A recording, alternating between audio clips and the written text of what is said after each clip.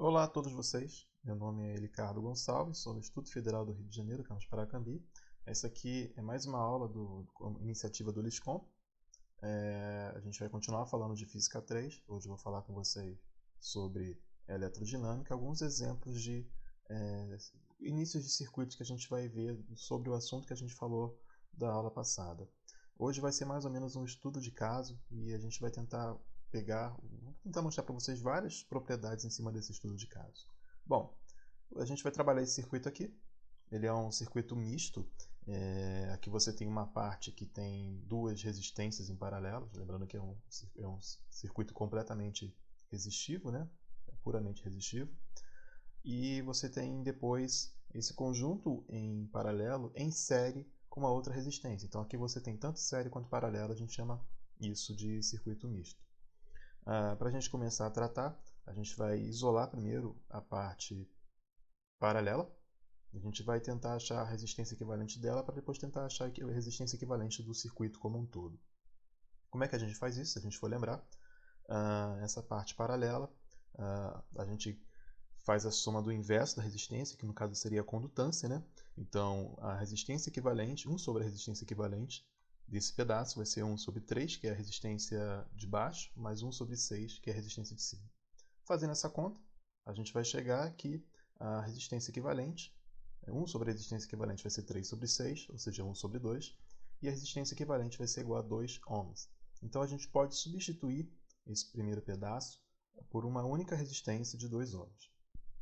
Agora a gente ficou com um circuito que tem duas resistências em série. O tratamento é até um pouco mais fácil, né? A resistência equivalente dessas duas vai ser simplesmente a soma do valor das duas. Vai ter simplesmente a soma do valor das duas. Então, 2 mais 1, a gente vai ter uma resistência equivalente de 3 ohms. Essa seria a resistência equivalente do circuito. Então, no final, a gente ficou com um circuito com uma resistência só. Essa resistência vale 3 ohms. Né? Esse circuito que é equivalente àquele inicial que a gente viu, sendo alimentado por uma bateria de 18 volts. O que a gente pode fazer em cima disso? A gente pode usar a lei de Ohm, V igual a RI. Né? A gente substitui os valores, o V vale 18, o R vale 3 e o I a gente vai achar. Isolando o I, a gente vai achar que o I equivale a 6 amperes. Então, nesse circuito, a corrente total do circuito, na verdade a gente pensa mais na corrente que está saindo dessa bateria, né? Ela vale 6 amperes. Aqui a gente tem, a gente também pode calcular, se a gente quiser, a potência, né? A potência do circuito como um todo, pelo circuito equivalente. Então a gente tem que a potência vale V vezes I. A gente substitui os valores de novo, 18 que vale V, I a gente acabou de achar, vale 6. E fazendo essa conta a gente vai achar 108 watts. Então o nosso circuito está dissipando 108 watts de potência. A gente vai voltar agora, já que a gente tem as informações de um circuito equivalente que tem uma única resistência, e a gente vai ver o que acontece em cada trecho do circuito. A gente vai analisar cada resistência separadamente. Aqui está o circuito novamente, né, o circuito do qual a gente achou aquele circuito equivalente, né, que ele está ali por inteiro.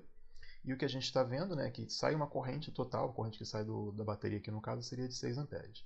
Vamos tentar imaginar qual seria a trajetória dessa corrente. Então a gente vai sempre imaginar aquele padrão, aquela convenção que a gente já fez, que sair do positivo e ir em direção negativa. Se a gente usar isso aqui, o que a gente tem? Saindo da bateria, saindo do polo positivo, a gente vai ter uma corrente. Ela vai andar, vai caminhar um trecho ao longo do circuito. Lembrando que esse fio a gente considera ele como um condutor perfeito. Então a gente vai considerar que ele não está interferindo em nenhum momento, em nenhum ponto, em nenhum valor no circuito, não tem resistência nem nada. Aqui a gente chega num ponto de bifurcação. A gente colocou o tracejo, a linha azul para parar num ponto de bifurcação. O que a gente vai colocar o nome para esse ponto, vou chamar de ponto A. E aqui a gente vai ter a corrente se dividindo em duas partes. Uma vai passar por cima, pelo trecho de cima, onde você tem a resistência de 6 ohms, e outra vai passar por baixo, pelo trecho de baixo, pela resistência de 3 ohms.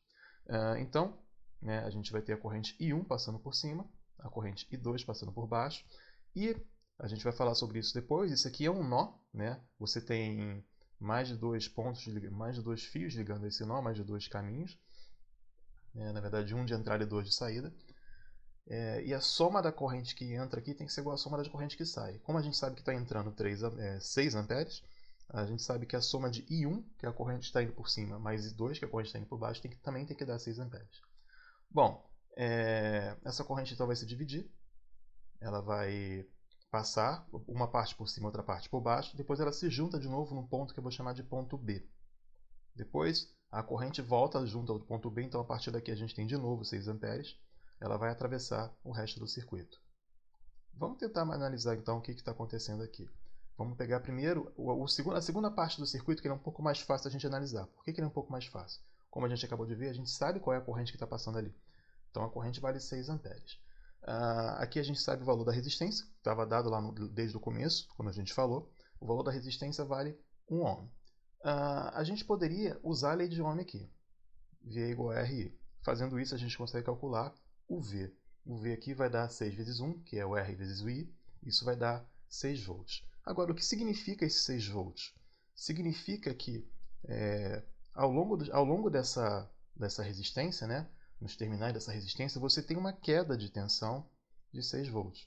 A tensão começa a 18 volts lá na bateria, como a gente viu. A bateria faz ela subir 18 volts. Ao longo do circuito ela vai tendo quedas. A gente vai ter queda de tensão. Nesse trecho que a gente está vendo aqui, do ponto B, se a gente falar que o fio não tem não afeta de nenhum jeito o circuito, né? Só a resistência, do ponto B até a bateria, até o terminal negativo da bateria, a gente tem uma queda de 6 volts. A gente também pode calcular aqui a potência dissipada nessa resistência. A potência vai ser V vezes I, o V a gente sabe, agora 6 volts, o I a gente já sabia, isso vai me dar 36 watts. Então essa resistência, ela dissipa 36 watts. Então a gente meio que conseguiu pegar todos os dados possíveis dessa resistência funcionando dentro desse circuito. Um dado interessante que a gente vai usar para resolver o resto, para analisar o resto do circuito, é essa queda de tensão de 6 volts.